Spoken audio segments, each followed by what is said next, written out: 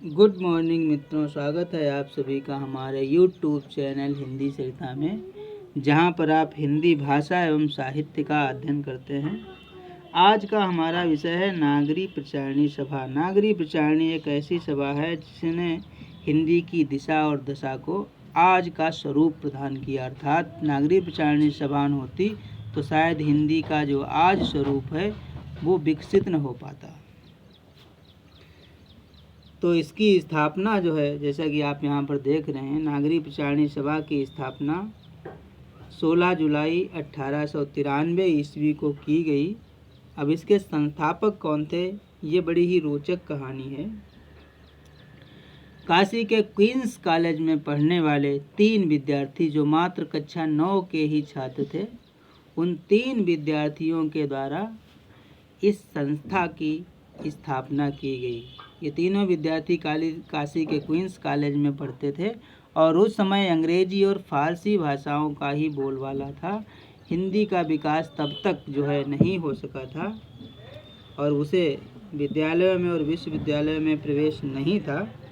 अतः इन्होंने हिंदी की जो स्थिति है उसे सुदृढ़ बनाने के उद्देश्य से काशी के क्वींस कॉलेज में कक्षा 9 में पढ़ते हुए उस कॉलेज के बरामदे में बैठ करके नागरी प्रचारिणी सभा की स्थापना के लिए योजना तैयार की।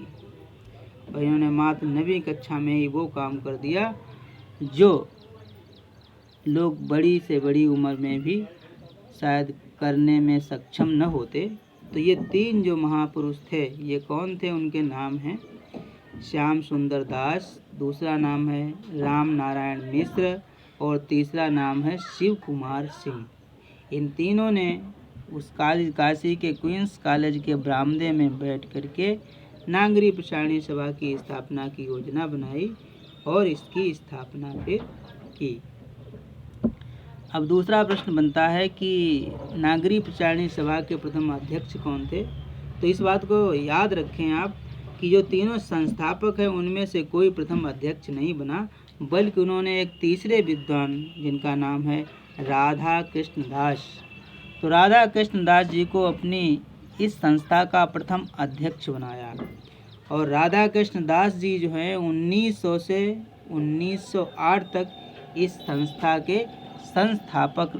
अध्यक्ष रहे। इस संस्था के अध्यक्ष रहे। राधा कृष्ण दास भारतेंदु हरिश्चंद्र जी के फुफेरे भाई भी हैं, अर्थात उनकी बुआ के लड़के हैं। तो राधा कृष्ण दास जी को पहला अध्यक्ष बनाया गया। इसके बाद दूसरे अध्यक्ष के रूप में 2 भाई आते हैं। जैसे कि आपने सभी ने मिश्र बंधुओं का नाम सुना है। उन मिश्र बंधुओं में से 2 भाई जो है इस नागरी प्रचारिणी सभा के अध्यक्ष रहे। वो हैं श्याम बिहारी मिश्र और सुखदेव बिहारी मिश्र। श्याम बिहारी मिश्र और सुखदेव बिहारी मिश्र इस नागरी प्रचारिणी सभा के अध्यक्ष रहे।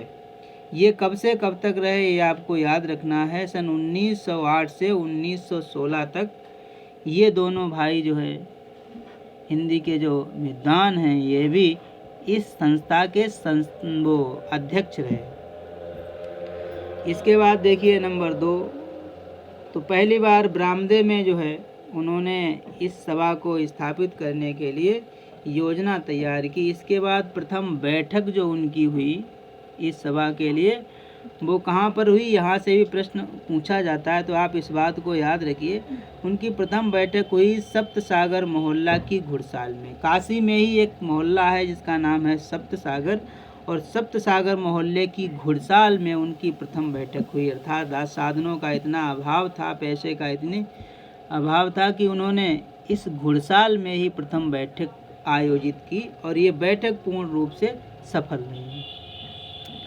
इसके बाद देखिए प्रथम वर्ष में जो सदस्य बने, साधारण सामान्य जन भी जुड़े होंगे पत्रिका से, लेकिन जो महत्वपूर्ण लोग प्रश्न बने, जहाँ से प्रश्न भी पूछे जाते हैं, वो इस प्रकार से हैं। और ऐसे महान व्यक्तित्व जब इस संस्था के सदस्य बने तब निश्चित रूप से इसका जो है विकास होना, इसकी तरक्की होना तय हो गया।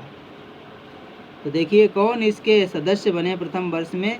जॉर्ज ग्रियर्सन, सुधाकर द्विवेदी, अंबिका दत्त व्यास, बद्री नारायण चौधरी प्रेमघन, ये जो है विद्वान हिंदी भाषा के जो ये विद्वान हैं, ये प्रथम वर्ष में ही इस संस्था के सदस्य बन गए। अब ये प्रश्न भी बनता है कि संस्था का कार्य क्या है। तो संस्था के कार्य के लिए आपको विदित होगा, अगर नहीं विदित होगा तो आप देख लीजिए। तो ये संस्था जो है मूल रूप से हिंदी भाषा, साहित्य एवं देवनागरी लिपि के प्रचार प्रसार का कार्य करती है, ताकि हिंदी भाषा का विकास हो, हिंदी साहित्य का विकास हो और हमारी जो लिपि है देवनागरी उसका विकास हो। इसके लिए यह संस्था प्रतिबद्ध है और कार्य करती है। इसी संस्था के द्वारा सन 1996 ईस्वी में काशी से नागरी प्रचारणी त्रैमासिक पत्रिका का प्रकाशन शुरू किया गया, जिसमें शोधपरक लेख छिपा करते थे। तो ये जो संस्था है इसी के द्वारा जो है सन 1896 ईस्वी में नागरी प्रचारणी त्रैमासिक पत्रिका का प्रकाशन शुरू किया गया। इस पत्रिका के अंतर्गत जो है उस समय के शोधपरक ग्रंथ छपा करते थे। उस समय हिंदी में लिखने वाले तो लोग थे, शोधपरक ग्रंथ लिखे जाते थे, लेकिन इनका प्रकाशन नहीं हो पाता था प्रेस के साधनों के अभाव में। तो इस सभी का कार्य करना इस संस्था ने प्रारंभ कर दिया। आगे देखिए, अगला है इसी संस्था द्वारा हिंदी के प्रचार के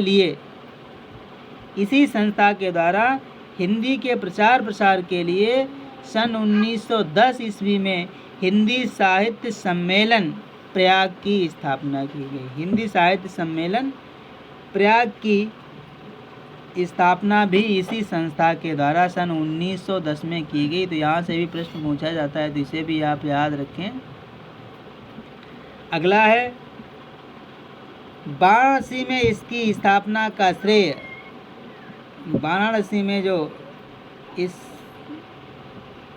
हिंदी साहित्य सम्मेलन जो है इसकी स्थापना का श्रेय दो विद्वानों को जाता है। उनमें से प्रथम विद्वान है मदन मोहन मालवीय और दूसरे विद्वान हैं पुरुषोत्तम दास टंडन। तो पुरुषोत्तम दास टंडन और मदन मोहन मालवीय जी ने काशी में, या यूं कहें कि वाराणसी में, इस हिंदी साहित्य सम्मेलन का जो है स्थापना की। हिंदी साहित्य सम्मेलन प्रयाग के प्रथम अध्यक्ष। हिंदी साहित्य सम्मेलन जो प्रयाग में स्थापित किया गया, इलाहाबाद में स्थापित किया गया, उसके प्रथम अध्यक्ष थे। यहाँ से भी प्रश्न पूछा जाता है, तो ये मदन मोहन मालवीय जी हैं इसके प्रथम अध्यक्ष। अगला बिंदु है मित्रों की नागरी प्रचारणी सभा के द्वारा ही आर्य भाषा पुस्तकालय की स्थापना 1896 ईस्वी में हुई। ये हिंदी का सबसे बड़ा पुस्तकालय है। आर्य भाषा पुस्तकालय की स्थापना भी 1896 में इसी संस्था के द्वारा अर्थात नागरी प्रचारणी सभा के द्वारा की गई।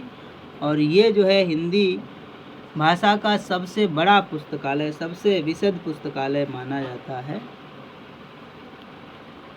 आगे देखिए, 1898 ईस्वी में पारिभाषिक शब्दावली का प्रकाशन यहीं से हुआ। इस संस्था ने पहले सर्वप्रथम 1898 ईस्वी में पारिभाषिक शब्दावली का प्रकाशन किया और ये प्रथम बार 3 भाषाओं में प्रकाशित हुई, जो है पहली भाषा गुजराती, मराठी और बांग्ला।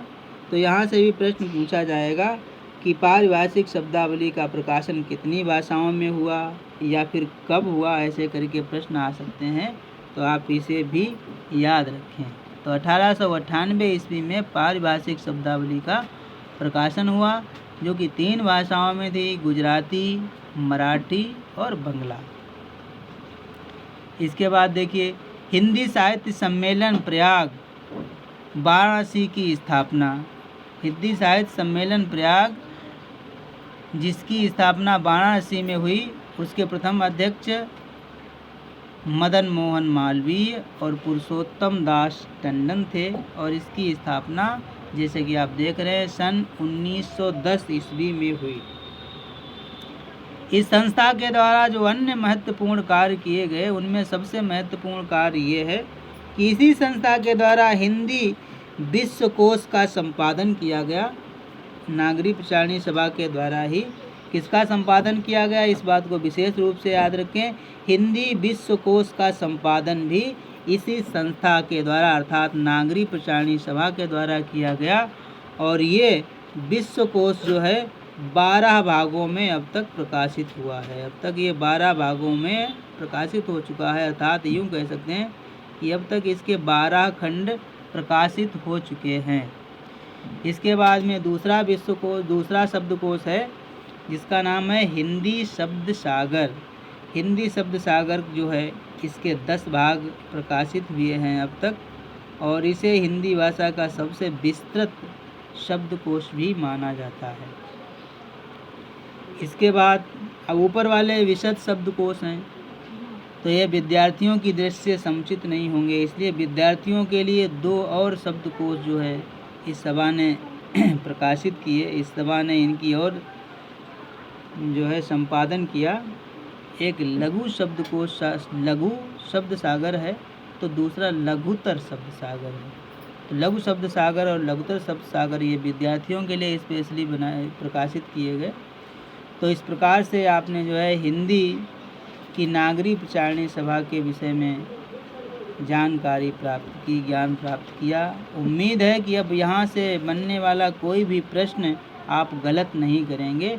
अगर वीडियो आपको अच्छा लगा है, यूजफुल लगा है, तो कृपया ये वीडियो को लाइक करें तथा अपने मित्रों के साथ इसे शेयर करें और हमारे चैनल को सब्सक्राइब करें।